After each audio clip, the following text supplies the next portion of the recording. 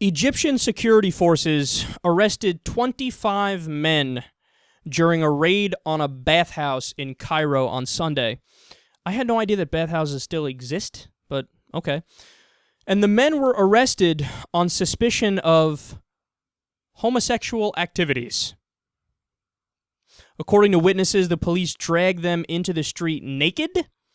The Daily Beast explains that Egypt doesn't have a law explicitly banning homosexuality, but what law enforcement does is they target gays on charges of debauchery or shameless public acts.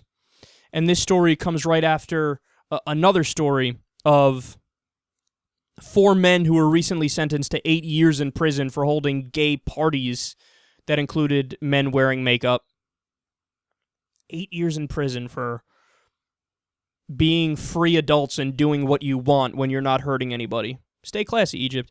And just last month, 8 men were sentenced to 3 years in prison for appearing in a same-sex wedding party on a boat in the Nile. Just going to the wedding party.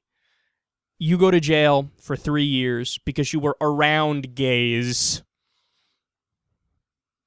The most infuriating part of this story is that we give over $1 billion in aid to Egypt every year. Here's an idea. How about we don't give aid to anybody that has insanely backwards anti-human rights belief systems?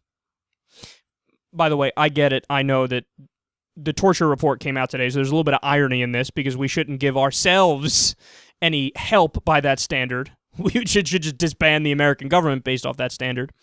But we'll work on reforming it here in the U.S. Believe me, I'm fighting for that every single day, and we should stand up, and we should do everything we can to stop American abuses, and I'm the first one to bring that stuff up.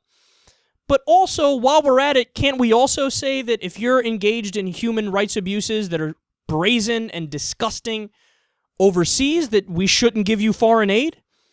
I mean, look, to me it seems like it's common sense, but we all know what's really going on. What happens is you have the U.S. government give subsidies to all these different countries, and then that money comes right back to our defense contractors who send it back over there in the form of tanks and military aircrafts and small arms and all this stuff that they use to continue to fuck up their populations.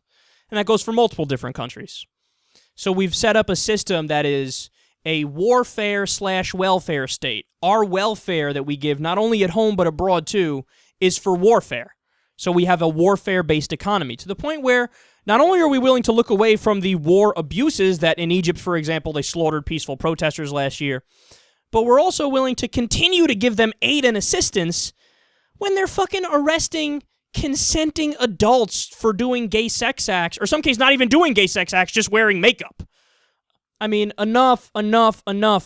Either take the money and don't be fucking primitive savages, okay, or continue to be primitive savages and fuck off, give us back the money.